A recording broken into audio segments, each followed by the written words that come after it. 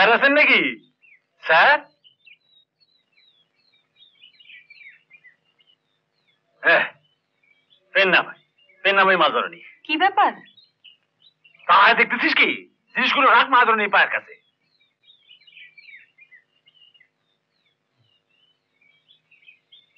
আপনাকে তো ঠিক চিনতে পারলাম। আমি পান্নালাল, মানে সন্তান ভাবতে পারেন। নমস্কার স্যার। নমস্কার।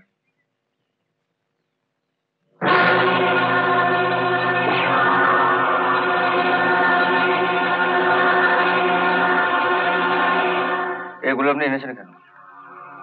সন্তানের গ্রামে মা এসেছেন, তাই পুজোর ডালি সাজিয়ে এনেছি। এগুলো আপনি নিয়ে যান। ঠিকই, সন্তান হয়ে মায়ের পুজো দেব না? আপনি এক কাজ করুন, শুনেছি গ্রামে একটা কালী মন্দির আছে, সেখানে রোজ গরিব মানুষদেরকে ভোগ খাওয়ানো হয়। আপনি এগুলোকে ওখানে নিয়ে যান। কিন্তু সম্রাট তো কারোর দান গ্রহণ করে না স্যার। সম্রাট? হ্যাঁ, ওখানে ভোগের সাজ সরঞ্জাম সম্রাটই দেয়। আর দেবী বা না কেন, জোর করে সবার কাছ থেকে আদায় করে। অমন পুণ্যি আমিও করতে পারি। হ্যাঁ রে, কালী মন্দিরটা কোথায় রে? ও, আমি তোমাকে একদিন নিয়ে যাব। আপনি এখন যেতে পারেন। নমস্কার স্যার। শুনুন, এগুলো নিয়ে যান। আর ভবিষ্যতে যদি দেখি যে আপনি আমাকে ঘুষ দেওয়ার চেষ্টা করছেন। মায়ের প্রতি সন্তানের ভালোবাসারে আপনি ঘুষ বলতেছেন স্যার? আপনি এগুলোকে নিয়ে যেতে পারেন। বেতন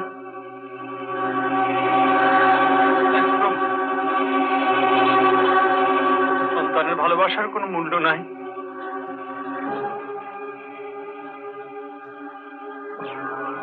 শপথ কি? মানে তোমার পদবী? পদবী? আমার কোনো পদবী নেই। পদবী নেই মানে? তোমার মা, বাবা?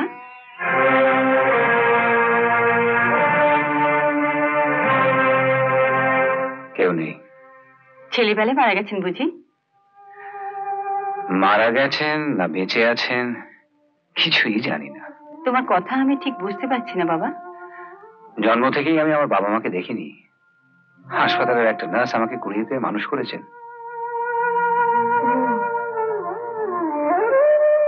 তাহলে আমি চলি। না না, সে কি? কিছু মুখে না দিয়ে? বাড়ি তো চিনেই গেলাম, কলকাতা এলেই আবার আসবো। তুমি থাকো কোথায়? দেবীপুর। ওই গ্রামেই তো আমার ছেলে সুব্রত থানার বড়বাবু হয়ে যাচ্ছে। আমিও যাচ্ছি ওর সঙ্গে। শুনেছি ও গায়ে সম্রাট নামে এক ভয়ঙ্কর গুন্ডা থাকে। আমার ছেলের উপর ভার পড়েছে তাকে সাহায্য করার।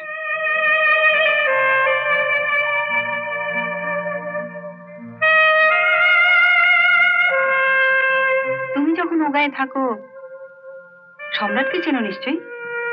নামটা তো রোজই শুনতে হয়, কিন্তু ওকে চেনা একটু মুশকিল।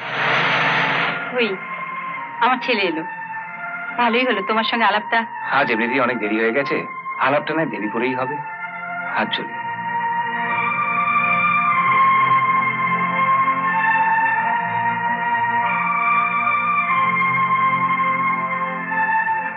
শুনুন,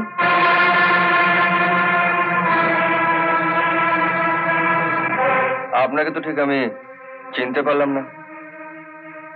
আপনার মায়ের কাছ থেকে আমার পরিচয়টা জেনে নেবেন। ছেলেটা বড় ভালো রে, ও না থাকলে আজ আমি আর বেঁচে বাড়ি ফিরতাম না। ওর মুখটা খুব চেনা মনে হলো, কোথায় যেন দেখেছি। তোদের পুলিশে কাজ করে করে কেবল সন্দেহবাতিক। কিন্তু মা, ও ও তো দেবীপুরেই থাকে। আমরা তো কালই সেখানে যাচ্ছি, দেখা নিশ্চয়ই হবে। তখন জেনে নিস কোথায় দেখেছিস। ওর ঠিকানাটা বলেছে? ঠিকানা আবার কি? পুলিশ অফিসারের মা পুলিশ অফিসারের কোয়ার্টারেই এসে থাকবেন। তার মানে কি ওর মা বরাবর দেবীপুরেই থাকবেন? আমার তো মনে হয় না। কলকাতার অমন বাড়ি ছেড়ে। ওর স্বামীর সঙ্গে দেখা হলো? না, কিন্তু ঘরে একটা ছবি ছিল। পোশাক আশাক দেখে মনে হলো উকিল কিংবা ব্যারিস্টার হবে। তা যখন শুনলে ছেলেটির বাপ মা কেউ নেই, তখন আদর যত্ন করে কিছু খাইয়ে দেবে তো নাকি? আমি তো তাই চেয়েছিলাম, কিন্তু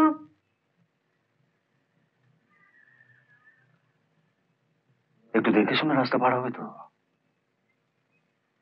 ও তোমার প্রাণ বাঁচিয়েছে। ভগবান যদি সুযোগ দেন তো আমি ওর জন্য কিছু। ছেলেটিকে বড় দেখতে ইচ্ছে করছে। হ্যাঁ, বাইরে ভাই, ও কি করে টরে কিছু বলেছে? না, কথা বলার আর সময় পেলাম কই, এসেই তো চলে গেল। আহ, বেচারা, যখন বলছিল বাবা মা কেউ নেই তখন এত কষ্ট হচ্ছিল। তো বলছিল দেবীপুরেই থাকে। হ্যাঁ, ঠিক আছে, তো মাঝে মধ্যে সুব্রত কোয়ার্টারে রেখে খাইয়েটাই দিও। হ্যাঁ, সেই ভালো। সুব্রতকে দেখছি না, ও কোথায় গেছে? পুলিশ কমিশনার মিস্টার চ্যাটার্জির মেয়ের আজ জন্মদিন, ওকে বিশেষভাবে যেতে বলেছে, ওখানেই গেছে।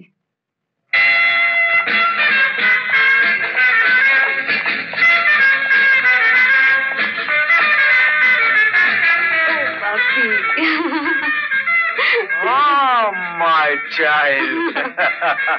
Very happy birthday, my child. Many happy returns.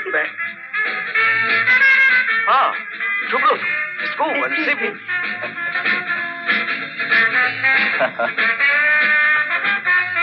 Many happy returns. Thank you.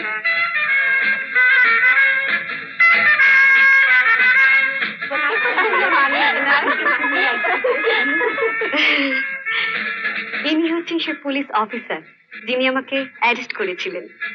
ওকে কি আপনি একদিনের জন্য অ্যারেস্ট করেছিলেন নাকি বরাবরের জন্য? এমিলি, তুই তো বলেছিলি উনি এলে গান শোনাবি, তার কি হলো? মা, কখন এই লেডিস এন্ড জেন্টলম্যান, এবার আপনাদের সামনে একটা গান গেয়ে শোনাবে মিলি। চলো চলো না। আরে আমি এসো এসো এসো। আমি এখানে বসো। এই চ্যানেলটি সাবস্ক্রাইব করে নিন এবং পাশের বেল আইকনটি প্রেস করে দিন।